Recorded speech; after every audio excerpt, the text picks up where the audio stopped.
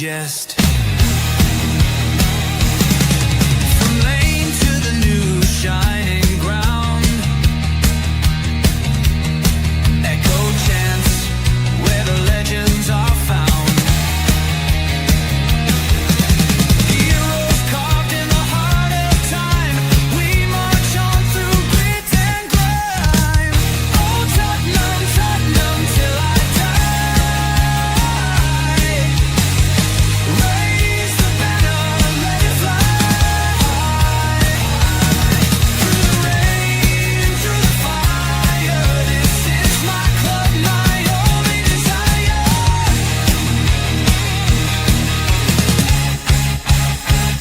Oh Tottenham, Tottenham till I die.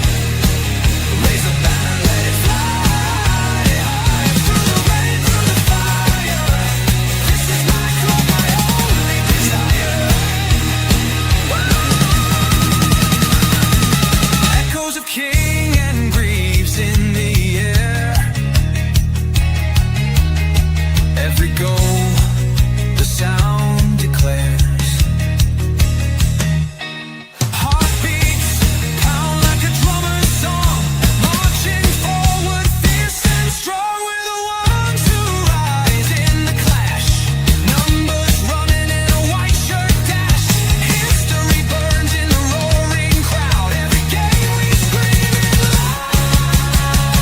Oh, Tottenham, Tottenham till I die. Raise the banner, let it fly through the rain, through the fire. This is my club, my only desire.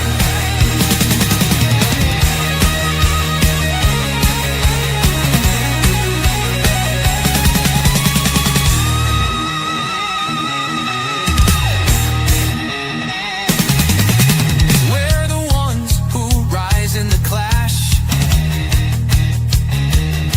Numbers running in a white shirt dash. History burns in the roaring crowd. Every game we scream it loud. Oh Tottenham, Tottenham till I die. Raise the banner, let it fly through the rain, through the fire. This is my club, my only desire. Good evening, everyone, and welcome along to our brand new show here at THFC Till We Die. This is After the Presser. This is where one of the Fab Three, either myself, Big Dermo, Tequila, or any combination of the three, sit down and we dissect Thomas Frank's press conference to the next match. Of course, joining me is the lovely man himself, the man from Ireland, the man who needs no introduction. Dermo, how are you, sir? Are you well? I'm a bit under the weather, but look, Tottenham are playing. That always makes me feel better, and especially after watching the Thomas Frank press conference, which I have to say have been a hell of a lot better than the Ange ones. I mean, I stopped watching press conferences because of Ange Postecoglou. Yeah. But yeah, absolute great form. Looking forward to the game tomorrow. We're going to batter them 8-0. We're going to go up there. We're going to go up to Elland Road and make them feel sorry for themselves. The best Premier League side with the best away record in the Premier League is going to go up and batter the best team who haven't lost at home in a year. Something has to give. It's a bit like tomorrow, James, right? It's a bit like going into a massive heavyweight championship fight. That's what it feels like. But we're Mark Tyson. We're going to knock the hell out of Leeds tomorrow. As long as it's prime Mike Tyson and not Mike Tyson versus Jake Paul. Yeah. I didn't watch that. I refused to watch that. I just not going to. I just remember Mike Tyson battering everyone. Yeah, it was certainly just for the fans, really. Yeah. But let's welcome in Mary. She says, "Big up James and Dermo." Big up, Mary. I hope you're feeling better, Mary, and you've got over your bug that you had, and you are feeling better. If not, I really do hope, and myself, me and Dermo both wish you a speedy recovery. So welcome to the show, Mary. We've only got a few people in the chat so far, so not many people chatting. It's Well, early days yet. Yeah, it is. And there's a load of people on X as well. So if you're over on X, come over and say hello. Come over and say hello. And say hello to us. And do come over, hit the like, hit the subscribe. And Mary's getting back to you. Good. But I'm so glad, Mary. I'm glad you're feeling better. Thank you very much for letting us know. So obviously the show, Dermo, it's all about the press conference. Thomas Frank's press conference, of course, not the silly man who's now plying his trade at Nottingham, which I think is probably heading for a date with Destiny in the next few weeks, unless he can turn that form around. There is a bit of news today, hasn't there? There has been a bit of news around Tottenham. We'll get through the news first, guys, and then we'll do. Pardon me if that was me. It wasn't. No, it wasn't. It was my dog. He's trying to get my attention. So he's like giving me like the eyes and he's become a Tottenham fan. That's what it is, and he wants to get involved in the show. That's what he wants to do. I'm talking about Tottenham. Oh, sorry. Do you want to explain? I'm not going to bring the code up in case anyone actually pauses the stream and takes the code down and uses it. But we do have a very, very kind offer from TUI Holidays. Thank you so much to the guys at TUI for getting involved, getting in touch, giving us this little bit of a discount. But do you want to explain about it, James? Because it is for members only.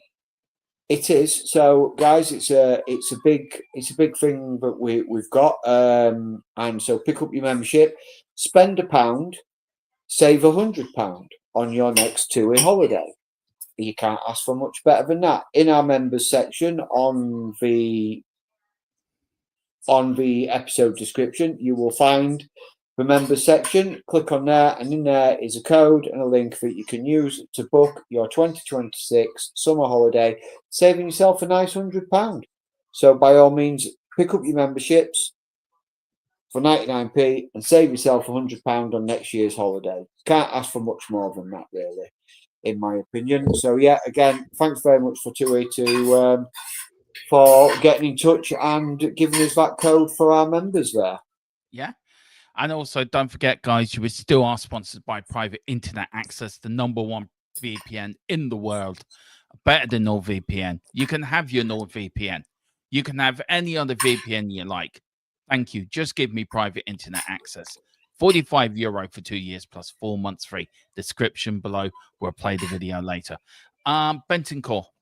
Absolutely delighted, James. He has penned a paper on a new long-term deal. Does this end all speculation now about him now? Do you think he's looked at the Thomas Frank? He was waiting to see how the Thomas Frank era was starting. Do you think that was why he waited so long to pen a new deal? Yeah, probably. And let's be fair, he's going to want to know what kind of Tottenham we're going to have. Are we going to have another suicidal Ange Postecoglou Tottenham, or are we going to become more structured, more tactically astute, flexibility in our tactics before he makes the decision on whether or not to sign a new contract? I agree with you. I think it's a nice little bit of business. Get him tied down. Easily cements his value as well, and keeps his market value high with the long-term deal that we've got him on. And he's a quality player and a quality midfielder. Yes, he has his bad games, but I still think he's probably one of our best DMs, box-to-box midfielders that we've got at the moment at the club. He's certainly right up there, and I think he gives good mentorship to the likes of the young players, the Bergvals, the Papsars, better than Balloon Boy anyway, because we who wants Balloon Boy as a mentor? I don't think is he part of the squad. Is he been? I don't know. This knock seems to be going on ever so long, so it makes you wonder if he's not even part of the squad now.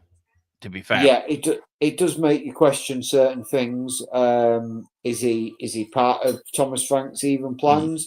I know there was talk at the back end of the transfer window that it looked like he was going to be going over to Turkey.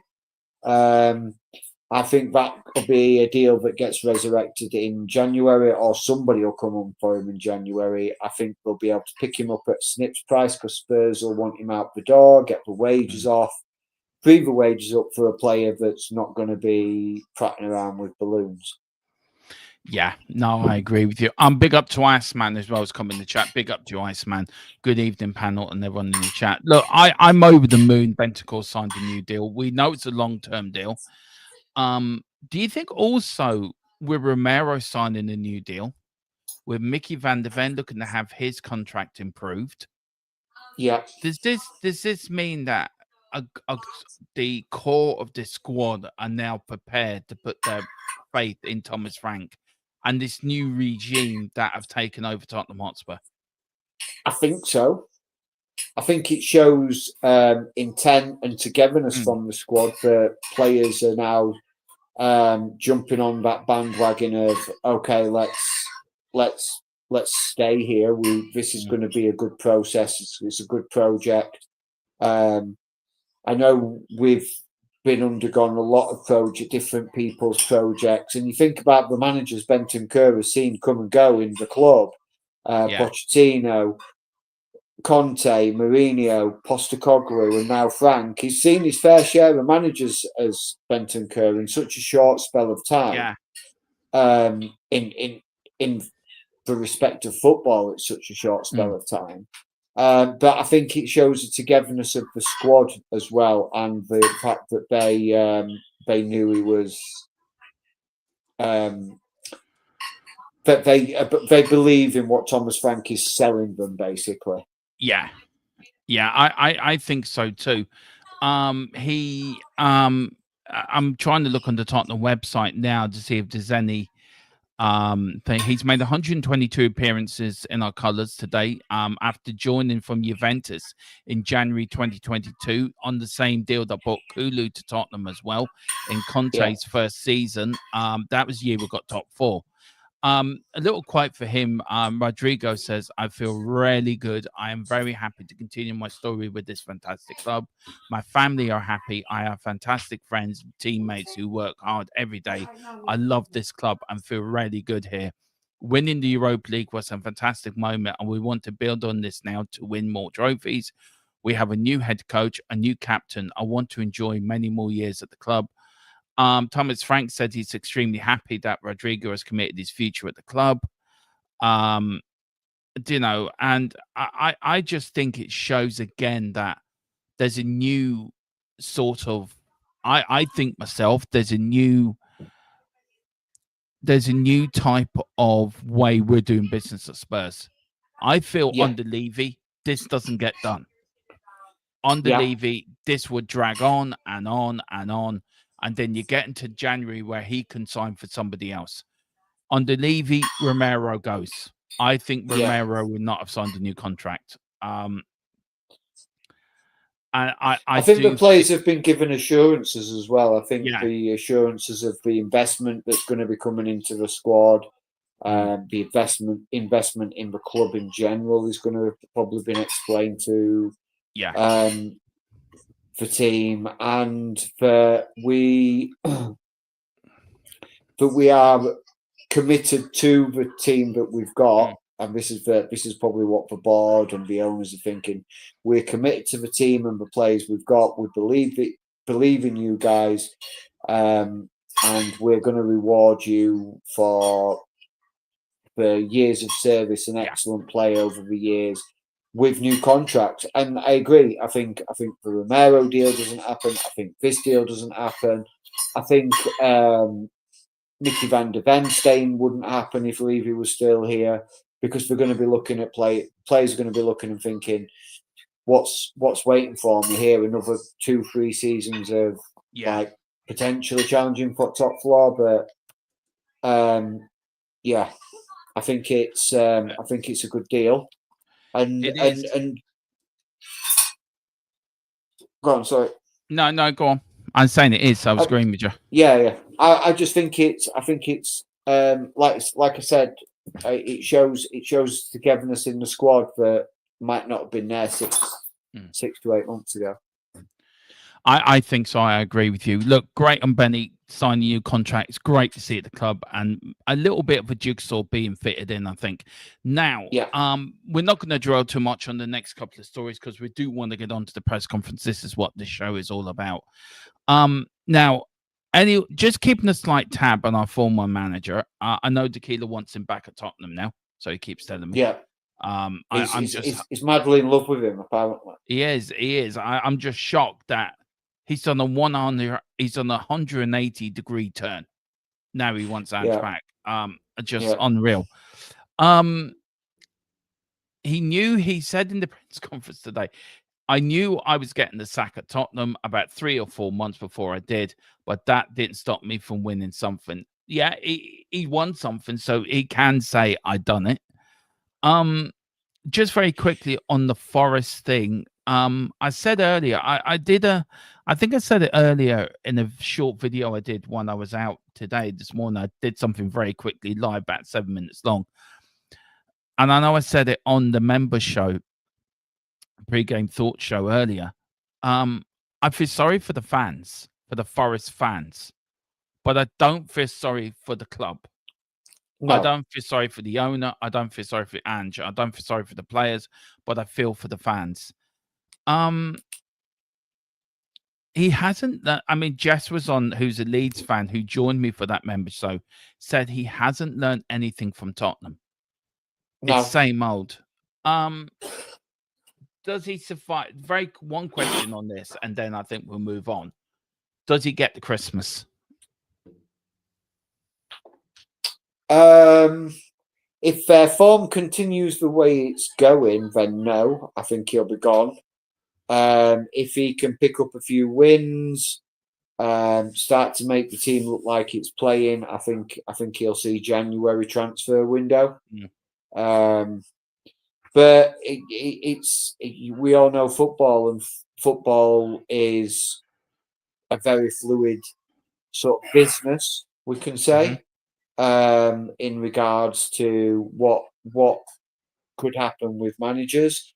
If a manager becomes on the market, are we going to see a knee-jerk reaction or are we going to see a reaction from Nottingham Forest? I mean, Nottingham Forest sack Nuno Santos, and within a week or two of Nuno Espirito Santos being sacked, West Ham are sacking Graham Potter and moving very quickly to appoint him. Now, I probably think that what happened was the conversations were being had with Nuno. Would he be interested? Is it something he could get his teeth into? Would he want a trip straight back into football? And all these conversations would have been had.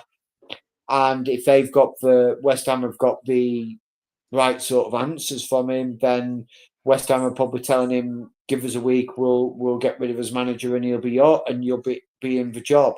And that's pretty much what happened. West Ham were lost again, and Potter was sacked before the weekend, and in comes Nuno. So I wish him all the best. Another former manager, I wish him all the best at West Ham. Just not too well, though. Just not too well. Really? Wishing him well at the bubble blowing, jelly illing, Barney dinosaur. I cannot. No, I'm sorry, James. I am sorry. I cannot wish a team that grown men go and play with bubbles. Your little boy should play with bubbles. Should be blowing bubbles. Okay, that is acceptable. Not a 50-year-old man singing and blowing bubbles. I cannot accept that. I am sorry, James. I do not wish them well. I hope they go, and I hope Barney the dinosaur goes tomorrow to London Stadium and gets lost like Chirpy. Chirpy the cockerel is now his way up to Leeds trying to find Barney the dinosaur, because the last I heard, right, Barney the dinosaur has got stock in a Soho nightclub with a girl called Camilla. And Chirpy's gone to get him out. Now, if anyone watches Only Fools and Horses, they will know that little bit of a reference that with Grandad with the pools. No, look, I wish Nuno all the best, but I don't wish West Ham all the best. No, that's what I'm saying. I wish Nuno all the best, just not the best. But for Ange, I think he's a stubborn mule. He's a And stubborn man. it's showing. It's showing. Yeah. It's showing. And big up Will. Well, big up Favour Cannon. He says big up Dermo. Hope all is well. And we have Wilton McDonald also jumping in the chat tonight. He's saying good evening, Dermo, and your co-host. It's James. It says the name. I'm still very puzzled about the support for Ange to be back at the club, but did they not learn? I'm guessing that is not Lion. Look at the league table last season. I just say, can I just say Tequila is joking, by the way. He's not serious. Yes. He's pulling the complete piss, to be fair to him. We do not want him back at the club. No. I think there is elements of supporters that do want him. Iceman, I think, sums it up. If we could combine Frank and Ange, we would have a perfect manager. I think we've got a pretty perfect manager for the team that we've got at the moment. I just think we need a striker. Yeah. I think if we have a striker, the draw against Bodo, that's a win. The draw against Wolves, that's a win. Someone who was clinical in the final third, we're out of sight by half time. In both games, Bodo and Wolves. I disagree with you about the Bodo game. I thought, look, I said to you behind this at the background that if Tell was up front, because I showed you the lineup, guys, that is now live tomorrow at 9 a.m. Join me for 15 minutes for that, guys. That if Tell was up front, I think he would have scored, but we were brutal. We were absolutely, and I tell you what I did like though about Frank. I don't know if you agree with me. It's the way he changed it in the second half. He changed formation. But there's two questions for that, right? Question one is, before we get on with the press conference, question one is there too much of it was asked the other night of Tottenham fans now turning on Thomas Frank because of one bad result, which in hindsight, when you think about it a few days later, isn't as bad as we thought on Tuesday. And trying to look back at Ange, I mean, Rhino, big up to Rhino, one of our members, said, you can't look back at last season. That's gone. That's forgotten. You need to forget that we're under a different manager. I agree with that. Yeah. I totally agree. And there's other fans coming out. We were woeful. We were dreadful. We were crap. We were. This manager has to go. He doesn't know what he's doing. Are we now? Where are you on it? I'm behind Thomas Frank all the way. I think getting rid of him now is pointless. It's stupid. And I think any fan that wants Thomas Frank gone, I think needs to give their head a wobble. I just feel he's the better manager. We need boring football, James. I said it to you, didn't I? We need boring football. Yeah, absolutely, Dermo. We do need boring football, and we need to look.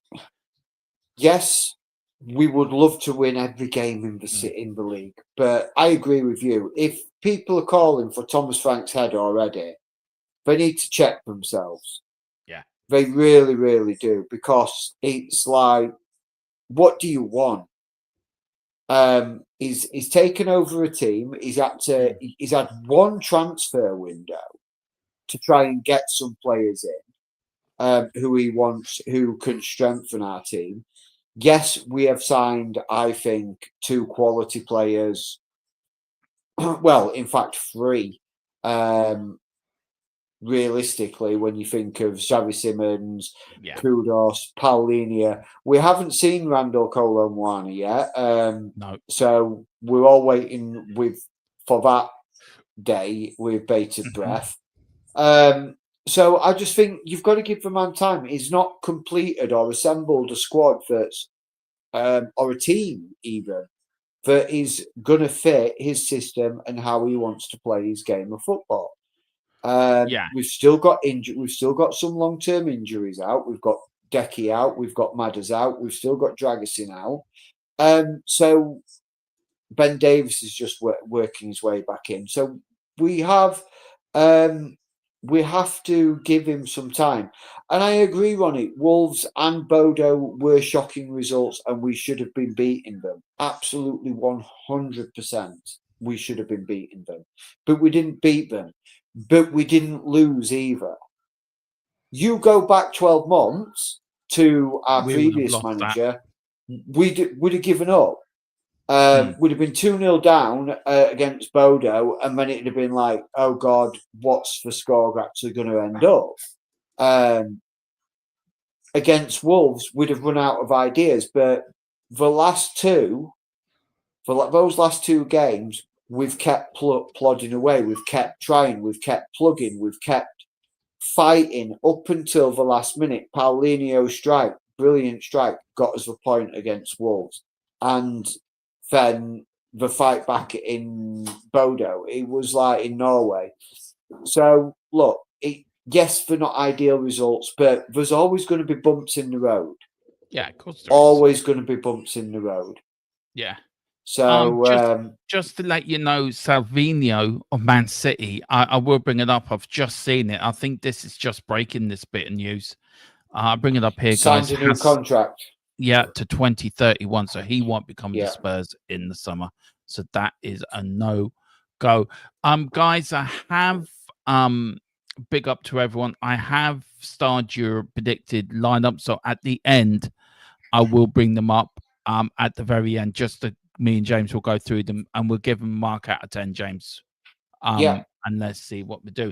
Now, press conference. This is what we're doing. James, over to you, sir. This is your baby. You come up with the idea. So you start off. Now, me and James both, just very quickly, how it works. We've both watched the press conference. I've now got the answers on me on the monitor. I know James has taken notes as well for what he saw.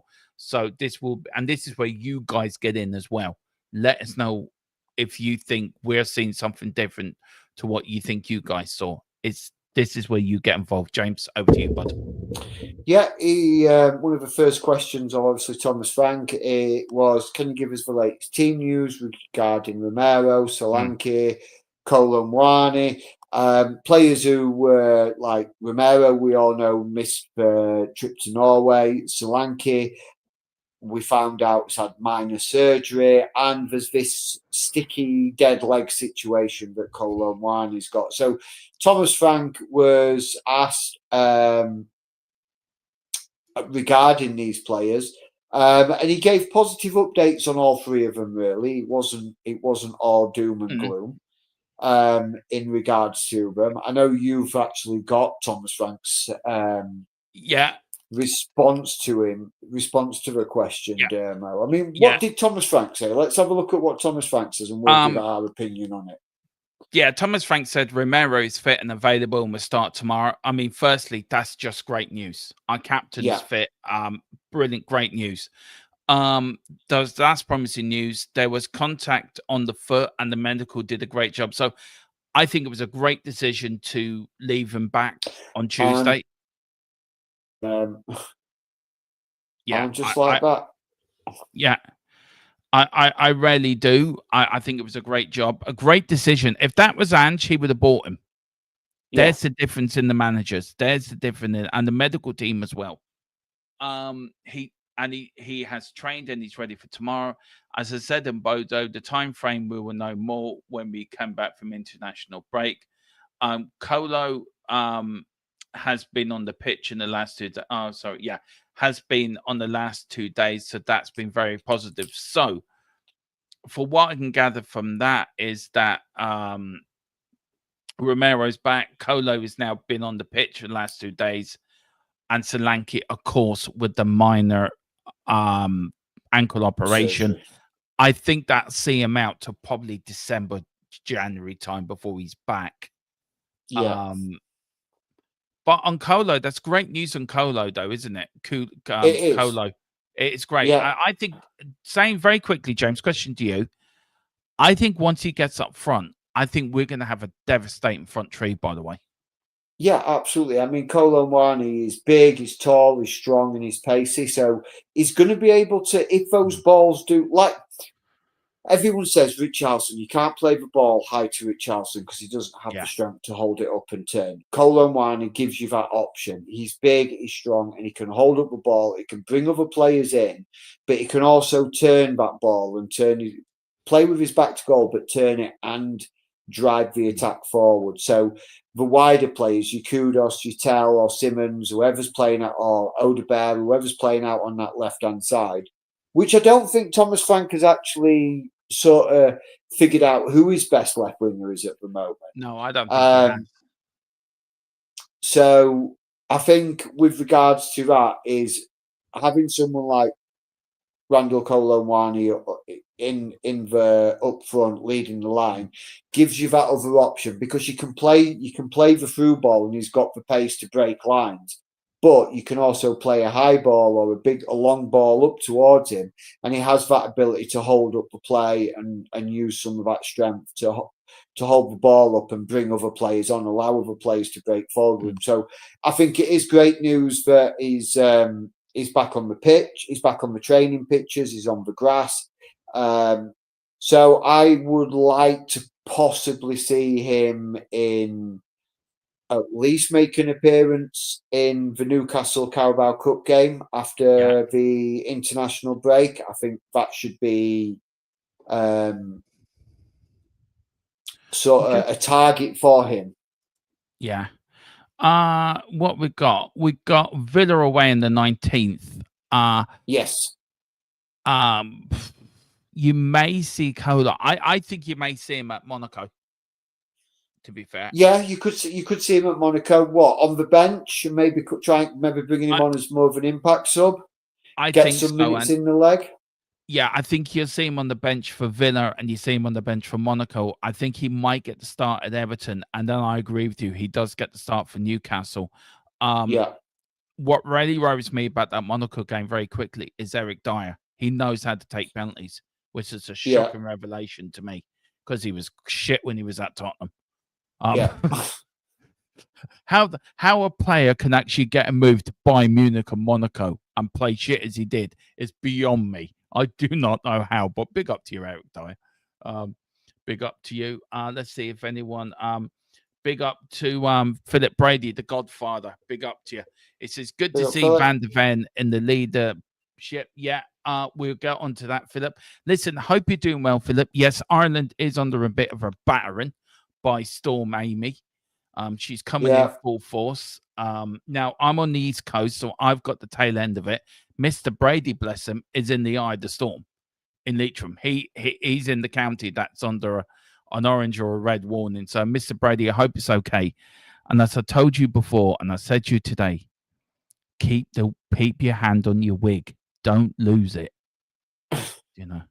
Don't lose it, Philip. Yeah, it's just starting to sort of hit us. It started about I don't know, probably about 1 o'clock, 1 o'clock in the afternoon. The wind all of a sudden picked up, and rain started driving down, and it's going to be a tricky game tomorrow up at Elland Road with Storm Amy wreaking havoc up there. But if you are going to the game, best of luck. Stay safe, stay warm, stay dry. Don't bring an umbrella, because you might find yourself floating off down the river air up there. Mary Poppins style. Yeah, exactly. Was it a little bit of sugar makes the medicine go down? Was that? Yes, but spoonful of sugar. Yeah, spoonful of sugar makes medicine go down. He's had no power for 4 hours. Bless him. Wow. Only just back now. Wow. Big up to Mary. Storm here is a bit too windy.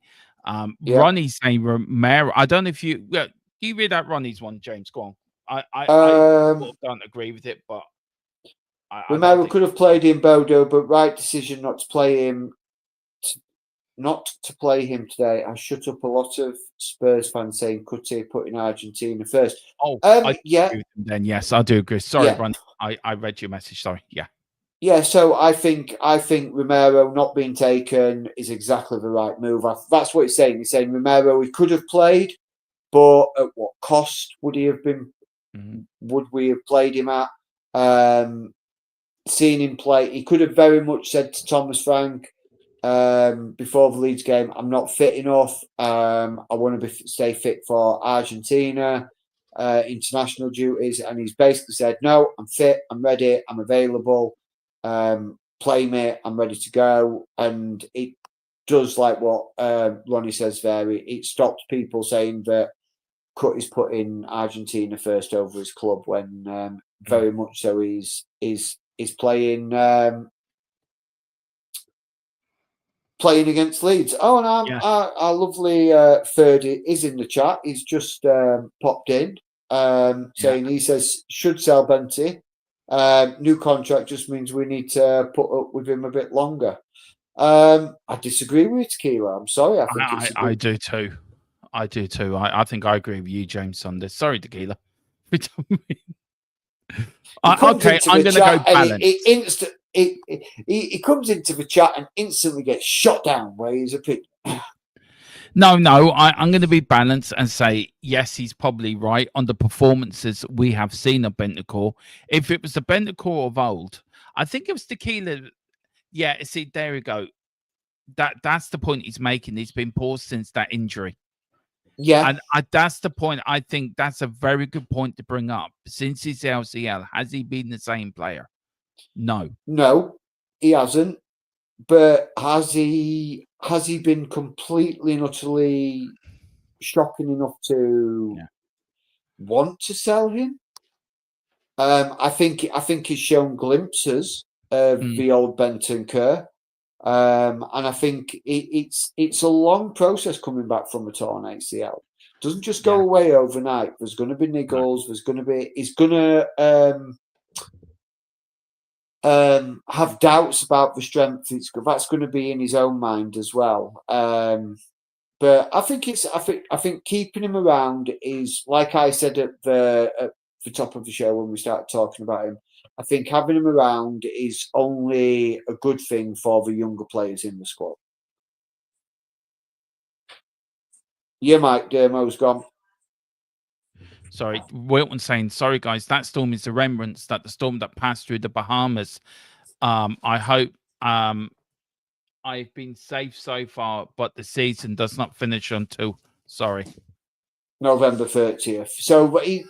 So I believe that's what Wilton McDonald's saying there. Is he actually is from the Bahamas and he's living out in the Bahamas. He lives in Big Miami. up of, big up of, yeah, big up from Miami. Thanks very much for joining us. That man's a legend. That man's a legend. I don't know if he ever told you the story. That man is a legend. Ian Walker, mate, when he told that story, I just classed him on the Mount Rushmore of Tottenham fans. He chucked his telly out the window when Ian Walker made the mistake. Yeah. I mean, it went straight into a pool. And then he had to quickly go and buy a new telly before his missus got home because they realized he had no telly. So that man for me is a legend. He really is. Just very quickly, he's been paused since that injury. Philip is saying Argentina are through to the World Cup already, so it's not vital cute he plays for them. That's actually a good point. And Mary says, I like Bentancur. Still better than most others. Really happy with Gray's performances. Yeah, we will get into that. Now, the second part here, James. Look, we've talked about Bentancur and all that, so I think we've covered that. Hello. I believe that's Mr. Tequila coming in as Ian Walker is my hero. Yeah. How are you?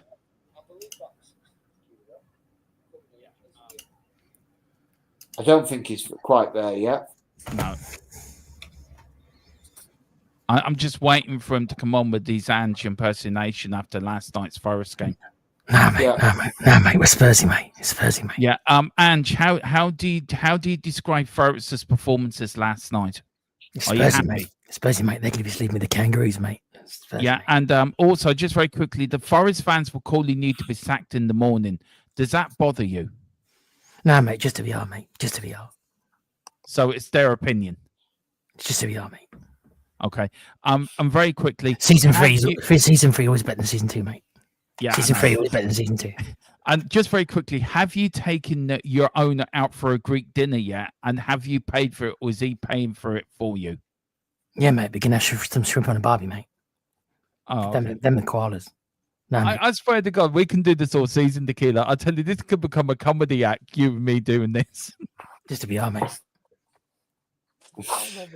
Lovely So to look, see you, Tequila. I can have fun with it now. He's Forrest's problem, not ours anymore. So I can have What fun. did you do? Very quickly, Tequila, as a fan, right? As somebody, look, I said earlier, I feel sorry for the Forest fans. I think you would agree with me on that. I don't feel sorry for the club, the players, the owner, but Yeah, I feel sorry for the football. It's not their fans. fault. No. And what makes it worse for the Forest fans as well is that they spent like 20 years out in the wilderness, right? They finally get back in, and obviously the chairman's got to be given credit for that part.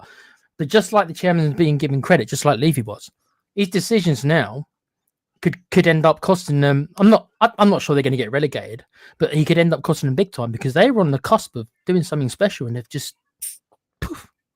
Yeah. He's destroyed his own creation, if that's the way to use it, right? There's Dr. Frankenstein. He built him up, should have stayed with Nuno, fell out with Nuno, and then look what's happened ever since. Disaster. Are you surprised? Are you surprised the fans turned it? I mean, we never did that at Tottenham, did we? We never sang "You're getting sacked in the morning." No, we never went that. I mean, no, but I mean, are they going overboard, or did they have a right? I know we need to get back to the press conference, but did they have a right? That's the same question to you as well, James, to the pair of you. Okay.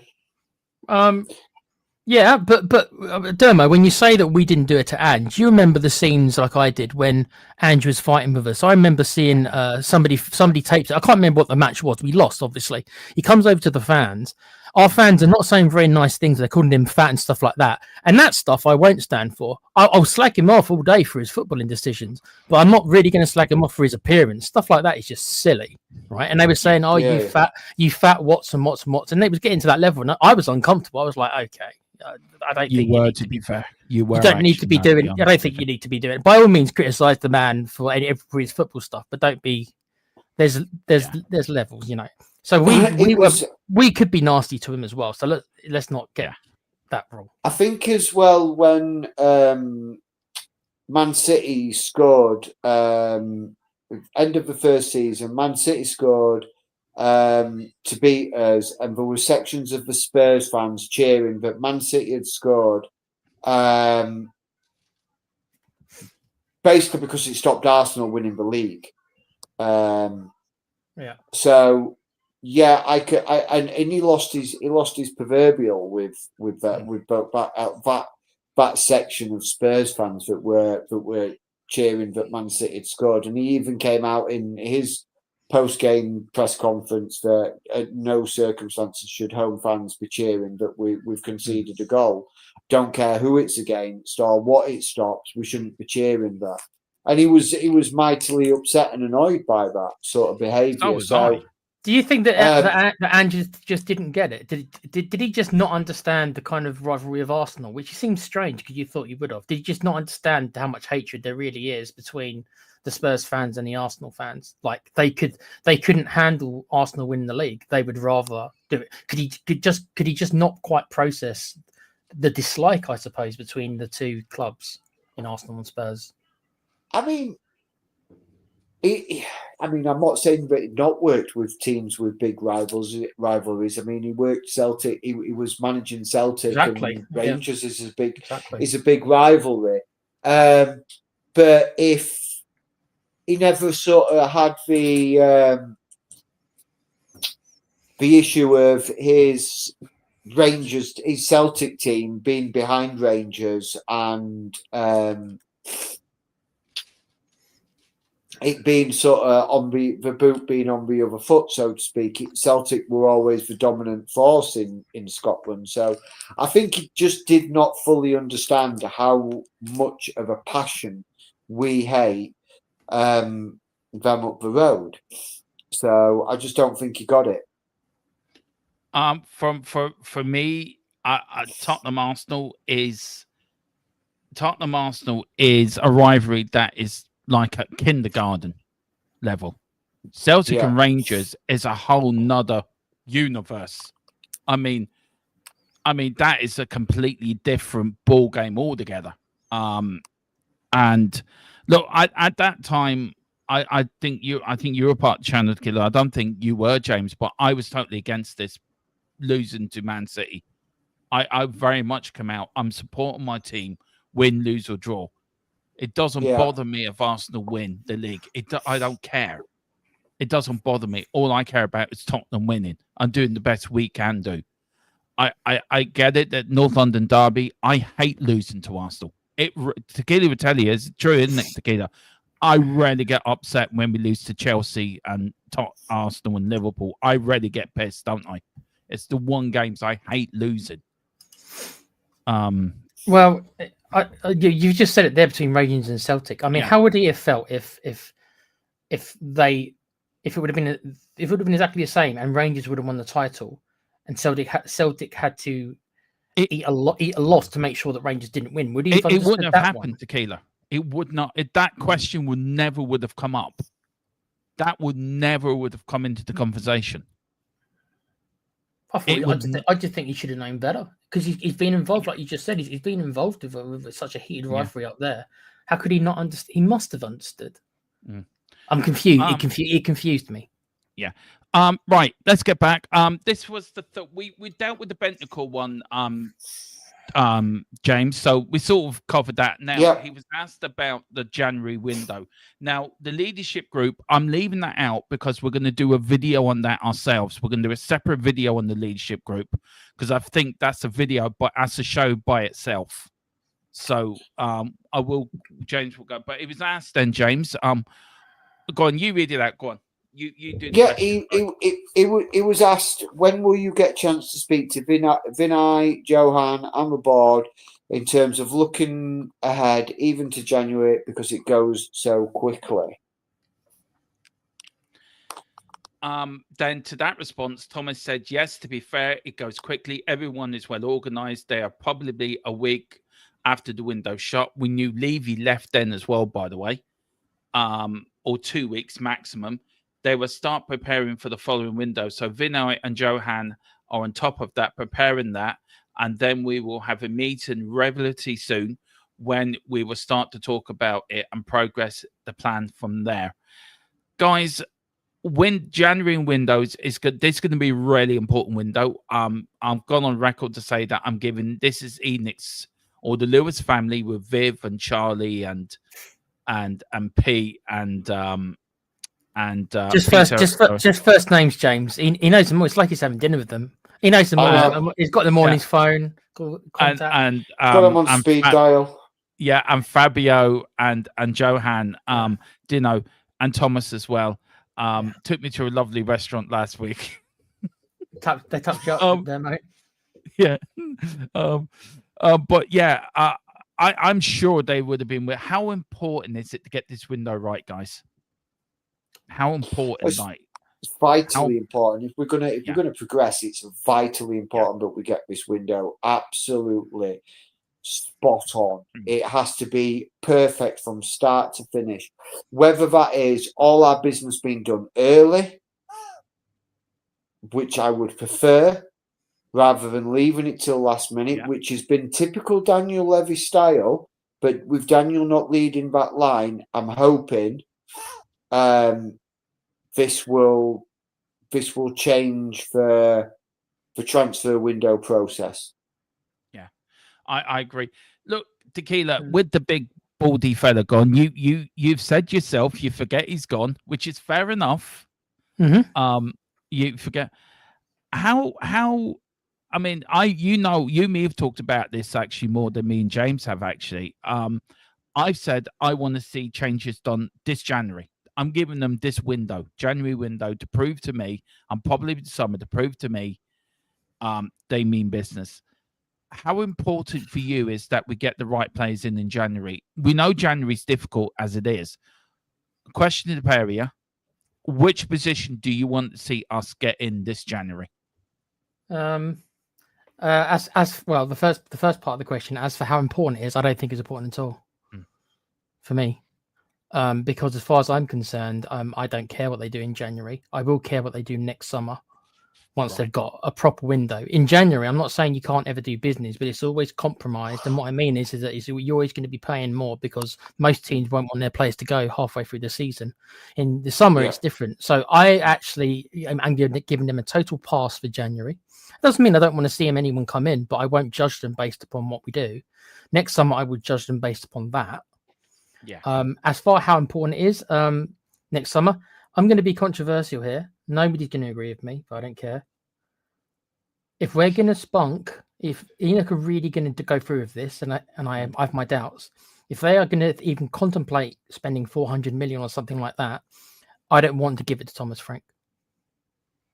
I think we've got the wrong manager for that. Ooh, interesting. That's controversial, but interesting. For that, for under Levy's watch, where we were going to be penny pinching, right? Which is what we all thought we were going to be doing. He was a great choice. You want to be giving a manager all this money to build a team.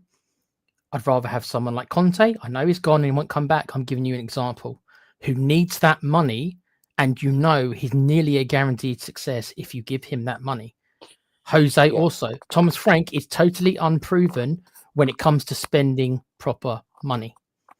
He's the opposite of what, if it's true that Enoch want to do that, he is the opposite of what we have seen him do. So it's a much bigger risk in my mind, because I thought Thomas Frank was being brought in, and I think we all did, let's be honest, to work with what he had. And to work under the strict Enoch remit. If that remit is different, and that remains to be seen, but if it is, then we should have gone for a winner. That's a good point, James, isn't it? Really, it's a very good point to bring up. That's not me. That's not me knocking Frank either. I'm just saying for that he was brought in under what we thought was going forward, but that unfortunately is not Frank's fault. That's changed. He was brought in under a different agreement. A different idea, a different way of doing things. If we're going to change the way we operate, then I'm not sure Frank is the right manager for that. But he was the best option at the time, and which is all you can do. Yeah. That's all I'm saying. I'm not slagging him off. I'm just saying he's unproven in that area that apparently Enoch wants to go in. So it's weird that we've got him now. We could have used him 2 years ago when we were still very under that tight ship that Levy was running. If we're not going to be under that tight ship anymore, and we're going to let the reins go a little bit, I'd rather somebody who's got more experience and is more of a winner.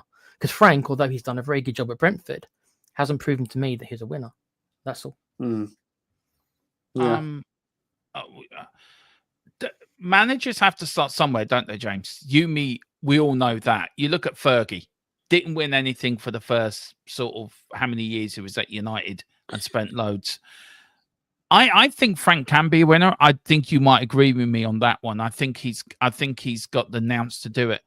Do managers have to start somewhere? And this is his first opportunity, isn't it, at a big club? But it's his first opportunity. But would you call Brentford a big club? No.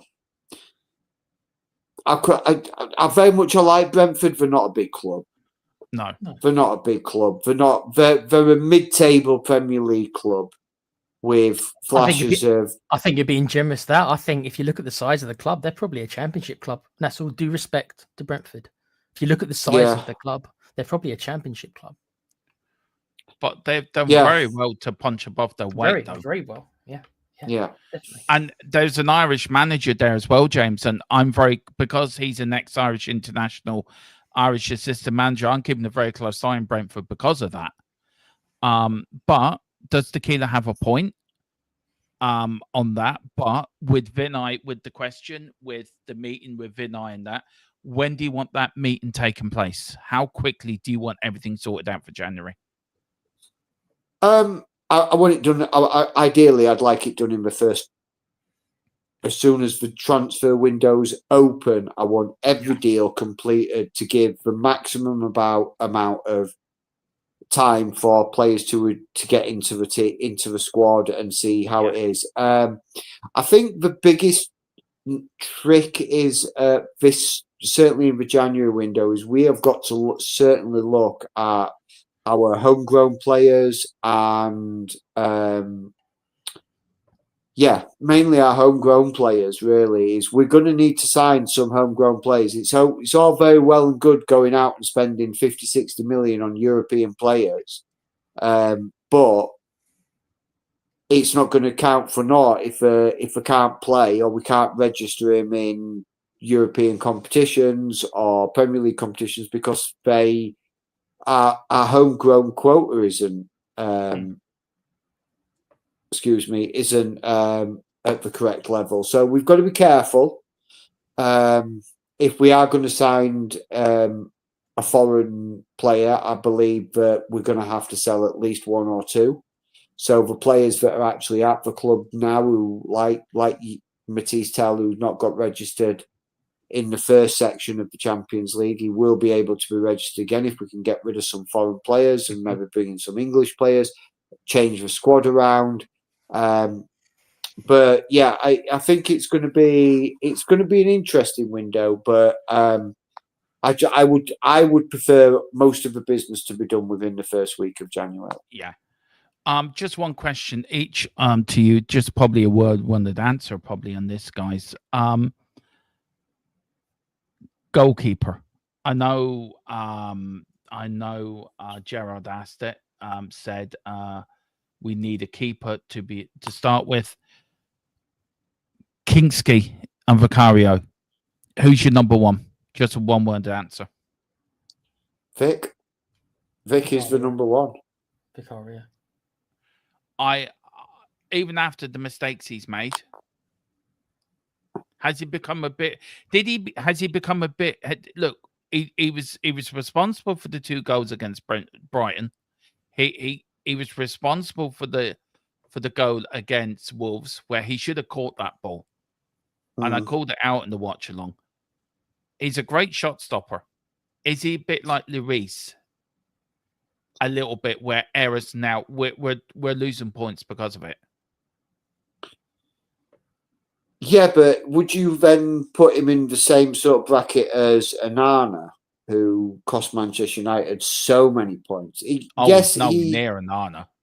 Yes, he has cost us points, but how many points has he kept? How many points have we earned because he's pulled out top quality saves? That's a good point. Yeah. Okay. Yeah, I'll get it. Yeah, that's a good point. Dermo, that's a very good point. Yeah. Dermo, was Gerard always as negative? I'm asking a serious question because I thought I was negative. Yeah, he has. Have you become this way, Gerard? And why have you become this way? You weren't like this under Ange, were you? Am I wrong? He was. He wanted Ange out a long time ago. Okay, he wanted Ange out before you did. If I'm wrong, then I'm wrong. I thought that he really disliked Frank or something. And that. Yeah. Am I wrong? If I'm wrong, then I'm wrong. It's just I don't remember. I don't remember him hating every. I mean, I dislike a lot of stuff as well, but I think he's got me beat. Yeah. Yeah, it's true. You can say him against Bournemouth. Gives away. He's very critical on players. He wants really. I think you can understand this, guys. He wants the players to do their best, to not make mistakes, and I think that's where he's coming from. He's very. I mean, we're doing the Ireland games. I mean, I don't know why I'm doing it. I mean, they're even considering giving our Irish national team manager a new contract. Why? Sack the fucker. We're not going to qualify for the World Cup anyway. That's why Declan Rice went to England, because he knew he'd get there. Still think he's a traitor. Anyway, let's get back to... That's enough about my hatred of Declan Rice. Right. How much... Oh, go on, James. Sorry. I keep bringing that. Go on, bud. Go on. It's all right. How much are you working? This was another question. Sorry, guys. This was another question posed to Thomas Frank. Was how much are you working on trying to improve chances created on the left? Because the right side is doing so well at the moment. Right, and he did say, hang on, where is that question? Is it? How much? Yeah.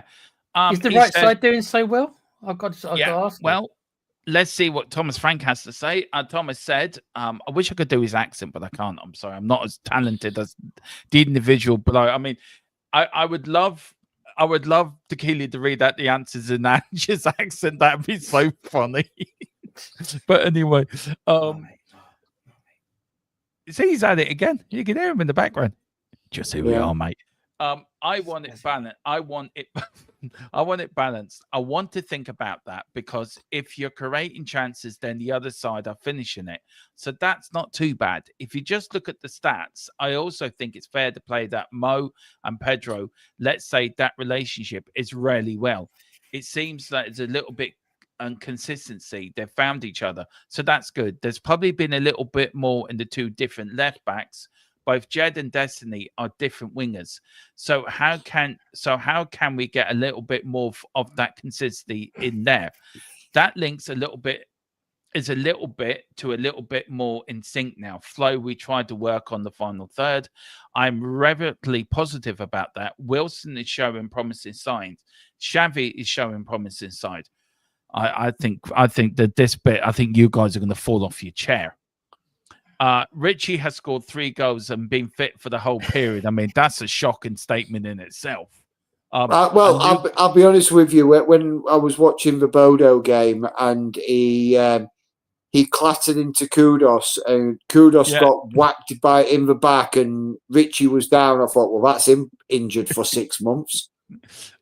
Lucas, and he actually got up and carried on playing, and I was like, that nearly knocked me off the chair. It's because it's International Week next week. He wants to be fit for Brazil, mate. Luke and also Lucas Bergveld is showing promising signs. So, and the second question, the part of that, James, it goes so not too much concern for you. And Thomas said no, not for now. I'm a bit stumped by that. Look, I think the left side's our weak side. I don't know what you guys think. But I think Jed Spence been doing a good job. I was watching the game against Bodo, and I felt that, to be fair, Odegaard worked very hard with Jed Spence on that left side of the field on Tuesday, where I think Brennan Johnson left Pedro Porro on his own a hell of a lot. Well, Brennan Johnson just disappeared. Brennan Johnson did what Brennan Johnson does best. He disappeared. Yeah. Where's your point on this? I don't get this. Do you think Odegaard? Look, I'm not going to go through the whole thing, so let's go through the last bit. Wilson is showing promising signs. Do you agree with that, guys? No. No, I maybe you're seeing something that I'm not seeing in training or things like that. Maybe it is just trying to get him back into the fold, and he's improved from pre-season. I don't know, because I'm not there. I'm not seeing him day in, day out. We see him match days or when he plays, but I would not say he's making progress. I just think he's still the same sort of average left winger that he was when he came to the club. Just one more before I get to you, Tequila, James. So is he better on that left side than Brendan Johnson? Oh, God. I like Tequila's responses. They're really cracking me up, actually. I think he is. Yes, I think Odegaard is better than Johnson out on the left side. But then you start asking the question, is he better than Xavi Simons out on the left side? Is he going to be better than, if you put Richie out on the left side, is he going to be better than Richie out the left side? And if you put like Kolonwani or Solanke up front and Richie out to the left, is he going to be better than that? Is Richie going to be better than Xavi? It's a balancing act, isn't it? It's all a juggling game and balancing what player is going to fit into that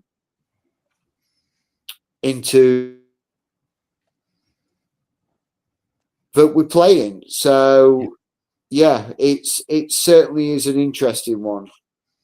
It is. Tequila, just quickly on this before we move on. Look, I agree with a lot of what James said. I do feel that Odegaard does attack his man more than Brendan Johnson does, and I like that in my winger. He does attack his man. He does try. He was injured a lot last season. I think you said that, didn't you, James, in the last stream or the stream before? So this is his really first season getting into it. So is it okay to give him a bit of slack? Odegaard, but Brennan Johnson, no way. He deserves all the criticism he gets. Absolutely deserves all the criticism. Sorry, Tequila, that was for you, not for me. I'll shut up. I mean, out of all those options you just presented, James, I was thinking about don't like him. The only one out of all four of those options for the left wing who I would even consider is Simons, and even he's a little bit unproven to me. But He's as far not as a I'm left winger, though, isn't he? He's more of a central midfielder. yeah, isn't he? yeah. Ideally, he would be behind the striker, but that's who we bought. We obviously were trying to buy Savio from City. That didn't happen, so we couldn't get who we really wanted in that position.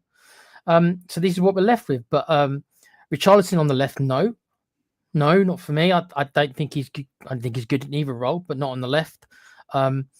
Johnson isn't a winger. We've had that discussion. And Odegaard, you can say that he tries. He might try to take his man on, but how often does number one he beat his man? And even if he does beat his man, he's got no end product. So what are we doing? Yeah. Maybe in a couple of years he'll learn to cross the ball properly, but as of right now, even if he can beat, no, he'll never learn to cross the ball. But even if Odegaard, even if he's willing to take his man on, yeah, he's got more tricks than Johnson. A lot of players have more tricks than Johnson, but that Odegaard has not shown he's got any end product.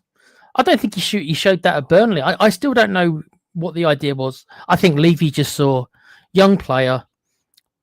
We'll get him from Burnley. Burnley will sell to us 25 million. Maybe we can flog him in a couple of years for 50. Doesn't look like that's going to happen. But I don't know why we bought him, but it is what it is. We haven't got Dermo. We don't have a good quality option. No. So either we need to shop in January or we just need to accept it for this season and get somebody really top notch in the summer. Top notch. I think you're finding somebody who's actually beating you, Tequila. To be fair, some of the comments Jared's putting in, I think you're. I mean, I do agree with him. Seriously, Odegaard and Johnson, what direction does the club go? I can't argue with them. They're both, for me, they're both horrible wingers. Johnson at least has got a goal in there. Odegaard doesn't even have that in him. Yeah.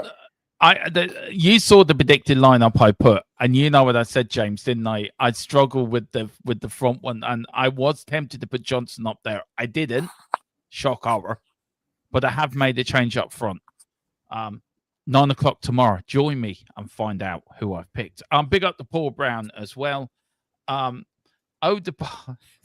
I haven't heard this name in a long time. Yeah. Odegaard is what Alan Sugar would call a kickabout Carlos. Big up to you, Gerard. Never fair. Let me know, Gerard, about the Ireland team. Are you happy with our manager? Because I ain't. Right. Few more questions. Just before we go on to the next question, Dermot, I think now is an appropriate time to bring in our video for our channel sponsor. Oh yeah, it is private internet access. So this is just some kind words from my cousin, my family. The man, the myth that is our Colm, who loves to give you a few little wrestling quotes in there and a little bit of fun. But this is our channel sponsor, private internet access. Take a listen, take a look. If you are in the market for a VPN, please go with private internet access. It is the best.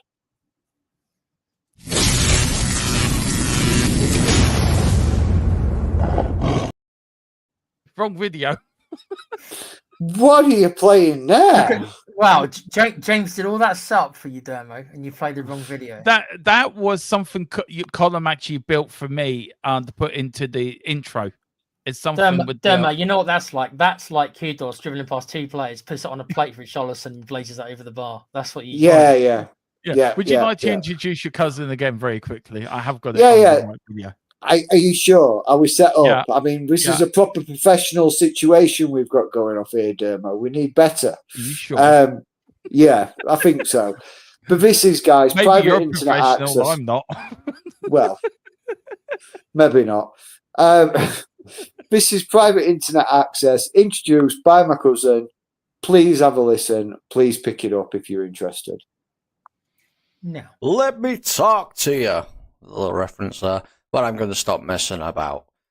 I'm going to talk to you about private internet access, the best VPN in the land. Now, when you're online, you may not realize, but all of your data is there for the taking by anybody. With a VPN such as private internet access, your data is safe and secure, streamlined, and nobody else can get hold of it. That's why I use one anyway. VPN's very easy to use, private internet access. All you got to do is log on your phone, select where you want to be. So I want to be in America, and I click go, and there we are. You can also link up your devices to it from your phone if that is easier for you. It's available on a lot of platforms as well, as you can see, and you can use it for a very, very big range of things. So that's even better as well. You can use it, like I said, on all your devices, smartphone, tablets, gaming consoles, and stick it on your modem, and it's unlimited devices. One equals all. It's available all across the world, and it works perfectly. What they do is they mask your IP address, so pesky 3 o'clock kickoffs aren't an issue anymore, and they're independently audited, so there's no logs, 30 million customers, and 4.5-star Trustpilot rated excellent review. Private internet access. Get yours now. There we go. And Mary asked the question, does it work on the TV? Yes, it does, Mary. Yeah, it does. I've got it. I wouldn't be without it. I wouldn't be without it, guys. It's brilliant. I use it for the watch-alongs. I have it on full time because it keeps my stuff safe, and that's what you want. I mean, I don't want Peter or Viv or Charlie getting into my computer and seeing what predicted lineup I picked. They might go and tell Thomas Frank So I have to keep it on to keep it safe from them. How much is it a month? Is it €45, James, for 2 months? For 2 years? €45 for 2 years, plus you get 4 months extra free at the end of your 2-year plan. So basically what you're getting 28 months for €45. And now if you're like me, you work in English pounds, that roughly equates to round about 40 English pounds. So for £40, 2 years of VPN service, which allows you to change your Netflix region, get your 3 o'clock kickoffs on. If you travel abroad and you fancy watching something that you want to watch that's back in the UK, and you can't watch your, Coronation Street, Emmerdale because of geographic restrictions, you can set yourself to being in the UK and you can pick up all your UK stuff as well. It's not just about picking up stuff from other countries. You can pick up UK shows from being outside of the UK as well. Also, like our com says, it offers a great protection to your devices, stops those pesky sniper people coming in, stealing your data, stealing your bank details, which we all keep on our phones and we all expect them to be safe. Private and internet access keeps them all safe. I use it on my 2 devices. I'm using it now on this. I've got it. I even have it on my phone as well. So guys, please think about picking it up. It is well worth it. Yeah, it is. It is. Tequila, I know you use it. You rate it highly as well, don't you? Yeah, man, I use it to watch the football. I use it to watch the football with you, and also you can also use it on Netflix as well to watch. Well, let's just say that certain countries show different shows. Yeah. Yep. Just let you know that that now thing is ready for you. That can be used for the Leeds game tomorrow. Tequila, by the way. Cool, bro. Okay. You just got to say that you're my next door neighbor. Which, of course, I am. I live in your shed, remember? Yeah, of course you are. Yeah, James only lives 10 minutes down the road from me, and Tequila's my next door neighbor. Yeah. So there's some weekends I pop over and see Jack Kanicki, and stay with him for the weekend. So in Seattle. Right, the last question. I think this is a good place where the last question, James, actually with this, and I know there was more, but I think this is good because it leads us on to the game tomorrow. So do you want to? Sort out it says. Yeah, so Big Thomas Frank was asked. Leeds haven't lost at home in the league for more than a year. Spurs have the best away record in the Premier League this season. Where do you think this game could be won and lost? Thomas then said, I really wish you could do this in an Ange accent. Tequila. I really would. It'd be so funny. That'd be insulting to poor Thomas Frank. Why would you wish that upon him? Well, can you learn how to speak like Thomas Frank then? I'd have to analyze. I need to watch him some more to see if I can do the accent. Yeah, that'd be great. Actually, you're very talented at doing voices, Tequila. By the way. Oh, not really. Not compared to some people. Well, you got bloody Ange spot on. Just who I am, Thomas, yeah, just who we are, mate. Thomas, first and foremost, Leeds. They have done very well since they got promoted. We had Jess on earlier, guys, from JSY to join me. She's a massive Leeds fan, her and Stacey. And she joined me for the pre-match thoughts game. And she was saying that after they lost to Leeds 5-0, a lot of Leeds fans wanted their manager out, which I found very, very, ridiculous. Well they've done, got him up there. He says Daniel and his staff have done well. I've big respect for Daniel. I've known him for many years. He's a good colleague and a friend in the game. We battled against each other quite a few times in the Championship and in the Premier League. I'm so happy that he's doing well and they've got a good start. Elland Road, I always admire as one of the best stadiums to go to because the atmosphere is fantastic. It is. It's really intimidating when you go there as a fan. It's a game we're looking forward to. I'm very aware that we haven't lost once in more than a year. So clearly we have that because of their fans and their home ground. They've been very good. I think the way they start the Premier League gives them a lot of confidence. They defend extremely well. They give a little away in open play. So we need to be really aware of that and really know that this is a game that can be 90 minutes back and forth. Small setbacks you need to overcome, but we're ready for it. We look forward to it. We'll do what we can go for the 3 points. Also, Tottenham have not won a game before an international break since 2015. So there's that added into that. That is added into it. Been to Leeds, guys, as a fan. It is an intimidating atmosphere at Leeds. It is. Are the old, very quickly on this one, with Thomas Frank saying about Elland Road, are the old grounds the best, guys? James, do you think the old grounds are better than these new big fancy grounds like this? More. What would you call it? I think some of the older grounds do hold can hold better atmospheres because the way older grounds used to be set out, or were set out, like it was all acoustic management. It was like, how do we make this place sound like a cauldron? They may only have 25, 30,000 in the ground, but how do we make it sound like we've got 100,000 in? So I think that's what the difference between the old stadiums and the new stadiums is. The newer stadiums, yes, they are built for atmosphere. And in fact, the new Spurs ground was sound tested. That if you are stood, very much like how they used to sound test the old gladiator arenas, coliseums and things like that in the ancient world, of how well the sound travels around the stadium. But Elland Road is very much a very intimidating place to go.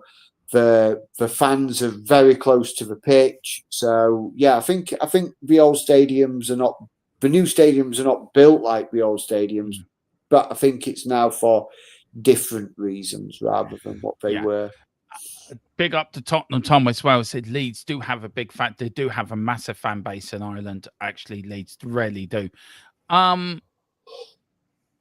Let's just very quickly, just before we end off on this, Leeds haven't lost. I'll give you the Leeds one, James, and I give Tequila the Tottenham one.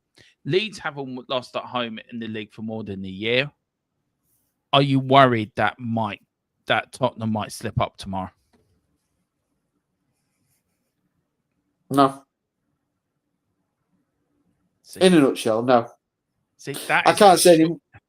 That's the shortest answer in history. Nope. I Nope. it. I love it. I love it. That's No. why I love it. Then very quickly, then let me add to that, and then I get to you, Tequila. Let me add to that. Then, are Tottenham players coping with?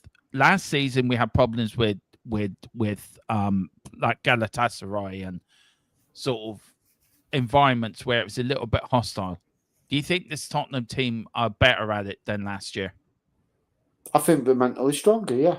And I think the games that we had last year and the fact that their own fans were riding them so harshly when things weren't going well in the Premier League, I think it's given them a bit of mental fortitude. So I think they will handle the trip to Elland Road absolutely fine, and I think we'll come out 3-1 winners personally. Yeah.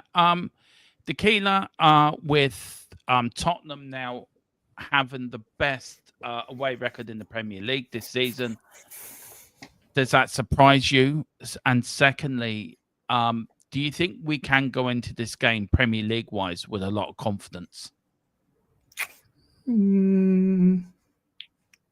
I wouldn't say a lot of confidence. I think we're a better away team than we are a home team. I think that's been proven. I think I said exactly that a couple of shows ago to you, Dermo, that we're set up more to be better away, soaking up pressure. When we're asked to be on the front foot, and the emphasis is on us, we seem to struggle because we lack creativity in our team. Defense is our best. Defensive is our best form of attack because our defense is our best part of our team, unfortunately.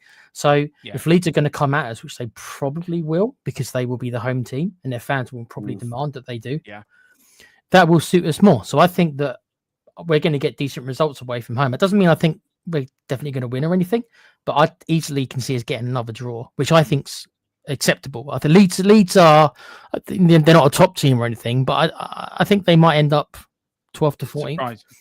They'll be all right. I don't think they're going to be relegated. So I think away from home, I know people will expect us to go there and play us off the park. We're not that team, guys. I'm sorry to tell you. Hopefully, maybe we can be at some point, but we're certainly not. We're not that team, right? We just about managed to scrape a draw the other night. Bournemouth played us off the park. So we're not there yet. So I think if we can go to Elland Road to get a point, I think that'll be fine. I'm like James. I'm not worried about it. I even think we could lose, and I wouldn't be like shock horror because I don't think we're there yet. I don't expect us to go to these grounds and to play these teams off the park. We haven't got the players to do it. We haven't even got a striker who's going to get us a goal, Dermo. These are the facts right now, bro. No, it's true. It's true. I mean, as Gerard says, to call it straight, we haven't played any one yet. Only we played City. I mean, they're good. You can't. Yeah, I'm going to say, did we not beat Man City at the Etihad? Apart from them, we haven't. I mean, next month we've got Chelsea, we've got Manchester United, we've got Arsenal, I think, as well next month. So we've got a couple of hard. Yeah, we do, and we've got the trip to Newcastle. I'm dreading that, by the way, because I can see another hammering. I know I can. We've got such bad form up there, Dermo. Such bad form. Yeah, I'm sorry, Tequila. Spurs are on the way to Wembley. I've already got the album out already. I've dusted it down. It's there. It's out. Chaz and Dave are ready to rock. We're going to win another trophy this season, man. Let's hope Vicario doesn't throw a tissy like Luis did and refuse to come out. I agree with David. The quad's on. The quad's on, man. The quad is on. Bless you, David. Thank you for telling me that I have nice sound effects. I think I'll take that as a compliment, I guess. Yeah, big up, David said, Derm Tequila, and the other guy, G'day, Cubbers, and the other gent. It's James. It's James. Big James, as we call him. Does my name not appear? It's like I'm just forgotten entity now. I'm going to cry for a week now. I don't think David hasn't been in a while. So I don't hasn't not been in for a while. So he's I hope you're well, David, man. Great to see you in the chat, brother. And thank you. And can I just say thank you for all the members that are actually renewing their memberships. I went through it today. A load of them are renewing their membership. So thank you so much from us, from all here. We really appreciate the support, guys. Thank you. Yeah. Cheers, guys. Just very quickly. Cheers, David. Thanks very much, David. Thank you. We could be bottom 6 by mid-December, Dermo. You heard it here. I tell you one thing, this man has not got a patch in you, Tequila. Yeah, like I don't think. I mean, yeah, you got me beat, Gerard. I yeah, mean, yeah. you do have me beat, bro. I can't go No with it. disrespect, Tequila, but you're fucking positive compared to that. Like, yeah, I mean that's. Um, Is it Frank you hate so much, Gerard? Because I swear you weren't this bad under Ange. I'm sorry if you were and I'm wrong. I'll take it back. But yeah, that's and by the way, mate, you're allowed to not like a manager. yeah. We're all allowed to have that. If you think Frank's that bad, I'm not going to argue with you. Like you're allowed that opinion. But I just are we really anywhere near bottom six? I mean, James, we do allow other opinions. This is why this channel's so good, isn't it? We allow everyone's opinion. It's respected. It's brought up. Even if we don't agree with it personally ourselves, we still respect the person that's done it. So it's a big thing on this channel, what we do, isn't it? We do bring up other people's opinions. Well, I'm curious what he's seeing that makes him think that we are that bad. I don't think we're that good. Don't get me wrong, but I'm curious to see what he's seeing that makes him think that we really There's are your that answer, bad. Keelan. Yeah, there's you go.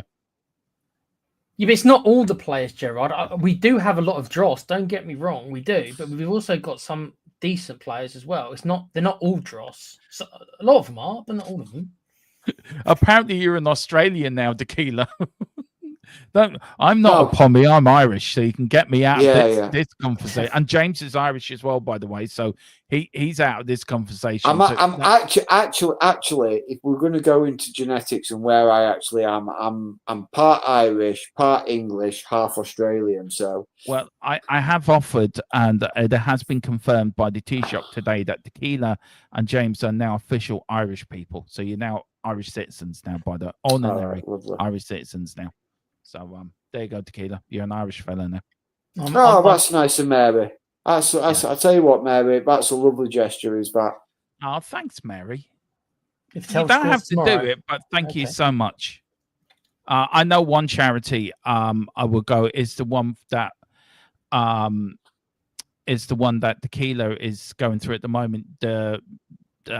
You were talking about it a while ago, weren't we, Tequila, about the liver charity you were telling me about. So I think I think that's what we are going to do something for Tequila as well.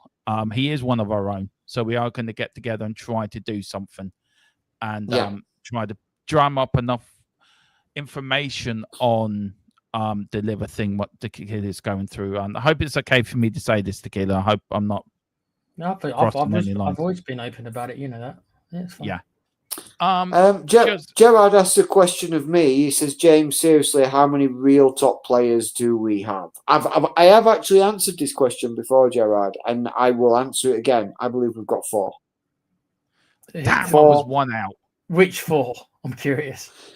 Xavi Simons, Kudos, Bergval, and Van der Ven.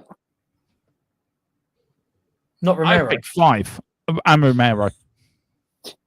I don't class Romero as a top player because he very nearly left the club. But James, I have to challenge you on one of them. The rest of them, I'm going to agree with you with. You can't honestly think that Bergville in his career has done enough to be considered a better player than what Romero's done. I'm not saying he can't. I'm not saying he can't become it. Maybe 5 years, but as of right now, surely Romero is a much more better player than Bergville is more established. I'll give you the established. I just see Bergval raw talent and the sky's the limit. And I just think he's going to become. Look, if we can keep hold of him for at least 3 or 4 years, potential. That's going to be lucky. So you mean that's potential, not kind of what they are at the minute? Then you're saying potential. Yeah, potential, but Gerard's question is how many real top players do we have? And I believe he is going to be a real top player. Every top player has to start somewhere. They don't instantly be birthed into being a top player. They develop into being a top player, and I very much see Bergval developing into a top player. I mean, you know this yourself, Tequila. Philip Brady raved about him, didn't he? When he first joined, he absolutely raved about Bergville. and how good of a player he will become. I'm not saying he doesn't have potential. He could end up being a really great player. But as of right now, the question is, how many top players do we have? I think we've got maybe 5. Yeah. We got 2. Colo. You got Kulu as well, 6, and I James think Maddison 7. 2 or 3 max. 2 or 3 top. Interesting. That's what I call a top player. I mean, not an okay player or a good player, but you mean a top player. So you're talking top of the top. Then it's 2. And to answer, we'll phrase it as Gerard put it in the chat. How many of our 11 or the whole squad gets into the Liverpool team? Maybe 1. No, I think Romero and Van der Ven get into defence because Liverpool's defence is quite. You think they're better than Dwight? Yeah. Van Dijk, I think, is coming to the end of his career. So I think, is he better than Canute? Yes, hell yeah. He's better than Canute at Liverpool. Is he better than Kirkes? Would you put Romero ahead of Kirkes? I think we haven't seen the best of Kirkes yet, actually, to be fair. I don't think he's settled yet. Alisson's out now for a little while as well. Liverpool look very vulnerable at the moment. Yeah. Maybe that's a discussion we can have next week, guys, with it being international break. We'll go through the squad and we will tear it apart and put it back together. Guys, just one thing, score predictions. What's your score predictions for tomorrow and who's going to score? I'm going to go 3-1 Spurs with Kudus, Simons and Bergvall all finding the back of the net. Tequila, what are you going for? I'm going to go with a 1-1 draw with Tel to score just because I'm going to try to will that into existence so that a charity will get paid by Mary, bless her. Yeah. And I'm going for a 3-0 Spurs win tomorrow. We're not even going to let them score. I'm sorry. I'm being greedy again. And who's your goal scorers? I'm going for Tel because of the charity thing. I'm going for Xavi Simons to get a blinder from outside the area. And I'm actually going for a Romero from a corner kick. Now, is that a choice thing or is that a fantasy football thing, Dermo? That's the choice thing. So you think Romero's going to score not because he's in your fantasy football team? I can neither confirm or deny that. Fair enough. Guys, I'll give you that. Yeah, see, I had to think about that answer. It's very good. Look, James Dermo never gives them a goal. I've spent enough time with him by now on the show to know that he never gives anyone ever a goal. I started to. It's always 0 for them. They never get a goal when his predictions. Bless them. That's why I'm so angry when they score because I know my prediction's not going to come in. Gerard says Odegaard's going to score. Giant's going to go. Paliunia's going to score. That'd be interesting. Guys, it is International Week, but don't you fear. THFC Till I Die is not going into hibernation like we did in the last international break. We're bringing you shows next week. We've got Irish games coming up as well. We're going to follow the Ireland games. We will. I don't know if James wants to, but we will follow the England game so I can just batter him or not banter him for the whole 90 minutes. You can try. And just support the other team, which I'm going to do. But I know James might join me for the Ireland game. That will be fun. and I will support the other team and sort of be cheering every goal that goes in the back of the net against Ireland. Yeah. I mean, I could spend 90 minutes just constantly cheering goals where Ireland are playing. Yeah, Gerard. Yes, we are having the conversation on the Ireland manager. Should he go? Who should take over? I'm sure that'd be a bit of fun for the guys because I'm sure they're going to take opportunity just to take the piss out of me. Stephen Kenny's come back. Oh, right. I'm sorry. I reckon. I reckon. No. I'm bringing him back. Tequila, I will stand by you, Tequila. Stephen Kenny forever. So, mate, I can't help it. It's just the truth, isn't it? Kenny forever. Do you know what? I will tell you a story, and it's true, and then we have to go because I'm due on the agenda at 10. I've got to go and cook my dinner in a minute, and Mrs. Tron's dinner. Are you on there as well, then, mate? I'm on there as well. I didn't know you were on there. Okay, cool. Oh, you on there as well? Okay, then. Yeah. We're both on there, then. Cool. Apparently so. I just got asked by Colin, are you on the agenda tonight? I went, yeah. Yeah, he sent me an invite this afternoon. I was like, okay. Oh, cool. What I was going to say, we were playing Ukraine, and I was there with Dave Harris, Philip Brady, Ollie, and one of Ollie's mates. And I turned around to Dave and Philip Brady, and Philip Brady, if he's in the chat, will back me up on this. I give Stephen Kenny 15 minutes, and that's all I need to know what is shit, man. And then for 2 years after that, every game out, and Kenny out. I even read up on Matt Doherty once as well at a game. Demo, I need to ask you this for my own entertainment. Gerard in the chat has said, would you take Andrew Ireland?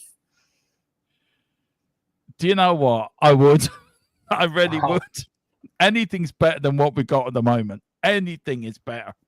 Ange for Ireland. That would be incredibly entertaining for me. Can I will that into existence for you? I'll try. Yeah.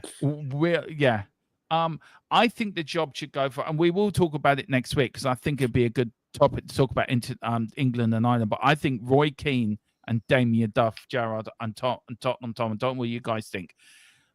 Roy Keane and Damien Duff as an Ireland manager and assistant manager. I know Tottenham Tom's gone for Robbie Keane for the job, but I think Roy Keane and Damien Duff. I don't know what you guys think. Yeah, but Roy Keane's been out. He's been out of management. What was his last job? Sunderland, I think. His last job was Ireland.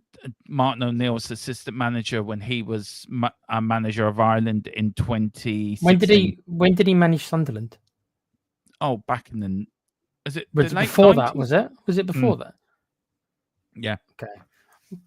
Well, he's been out of it for a long time. That's all. Yeah. Roy Keane has. But just to give you a bit of an update, guys, as well, it is just gone 1-1 in Bournemouth Fulham. Fulham scored first after Bournemouth were denied what the commentators are saying is a clear penalty. And that man again, Semenyo, has just lit up the goal and equalised for Bournemouth. So it's Bournemouth 1, Fulham 1, around about 11 minutes plus stoppage time to play. Guys, but I'm just gonna say something, Dermo. Semenyo's in my dream team. Really? Good bonus points there for me. Yeah. Rhino, we're after you. Guys, yes, that is it. This is a new show. I hope you've enjoyed it. We're trying to be different from aren't we, guys? That's the plan, to be different from every on the channel. So this will be every Friday night. We're going to look at the press conference for every game. We will be doing the video before the show for the game where we'll go over the press conference. And guys, that's it. Join me tomorrow at 9 for the predicted lineup show live on THFC Till I Die. Join me at 12 for Before the Whistle. Join me at 12:15 for Watch Along. And join me at 2:15 for instant match reaction and then final score on Sunday or Monday. I'm not sure yet when. I've put it up for Sunday, but I may change it to Monday, guys, because I may be doing a bit of D&D, as I got called a nerd earlier today by my eldest. He said, Dermot, you're a nerd. I went, yeah. Wow. No, he meant it in a love and caring, kind way. But guys, thank you all for watching. James, I know people can find you on here. They can find you hiding behind lampposts and pillar boxes and looking to catch on buses, trying to catch buses to catch, trains to catch, things like that. Tottenham breaking news always comes wherever I go. So by all means, I'm also available to be followed on X at THFC James. So by all means, jump over there, hit a follow. Me and Demo keep trying to organise getting my X account linked into here, so we will get that done eventually. Over the international break, we'll get and just one more from me, guys. Remember, pick up your membership. Like I said earlier, £1 for your monthly membership. Get access to our members' codes where you can save up to £100 on your TUI holidays. So, guys, £1 for £100 saving. Thanks very much for TUI for sending us this code. It's much appreciated. And like I say, guys, please pick up their memberships for that saving alone. Yeah, there's more to come, isn't there? There's more to come on Yes. that as well. There is more Yeah, down the pipeline. I am working the magic with other companies and other authors and things like that. So there will be more to come. It's just we've got this one for a couple of weeks, so we're going with this one. As soon as we get another one, we'll be firing that one out. So it pays to be a member on this channel, and you get access to all our members' shows as well. And you also can join our members' fantasy football league. Yeah. Big up to Jess. Thank you for joining me earlier. Big Leeds fan as well. So it was great to have another fan on and do the pat with the team we're playing. So looking forward to that. Dermo, where is our voucher for Dunstall? I will speak to Dunstall's on Monday. I promise. I will. Yeah. Dunstall's is a mass. It's like Tesco's, like Sainsbury's in England. Dunstall's is our thing. I will speak to them. But big up to you, Jess. Absolutely great to have you on. And thank you for that. She says, big up, Dermo, big up to you, and big up to the girls over on JSY Talks Football, Stacey and the gang. Tequila, we know you were Michael. We know Simon Jordan used to run the football club. We can find you on here, but also they can find you on your big gaming channel. Yeah, the play pouch. There will be Metal Gear Solid Snake Eater. If anyone who hasn't played that'll be on the channel soon. Or the continuation.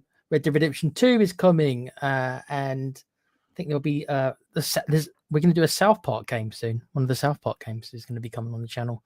So if you like your South Park, I think it's Stick of Truth. I think it's called. I haven't played it, but that's coming on the channel as well. And also, I'll be on the United Agenda apparently with Dermo, which I just found out about, which is cool. Me and Dermo will be on there in about 15 minutes actually. I may be late, so I may be late.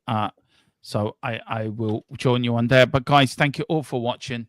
And just to finish off, James, do you want to take us out, bud? But me personally, I'm touched. Well, thanks very much for joining, guys. This is, like I say, it's Dermo said earlier, it's going to be a new show. Our initial thoughts of the press conference, Thomas Frank, this will be a new segment, not section, a new segment where we discuss all things on the presser. And that's just who we are. And is that right, Tequila? Did I say that right? No, Spursy, mate. It's being Spursy, mate. And on that bombshell, for the bombshell, can I just answer this? No fucking way. Now do your bombshell. And on that bombshell, we're not Spursy. Good night. Thanks very much for joining us. It's just to be army. Good night. Eyes on the fly.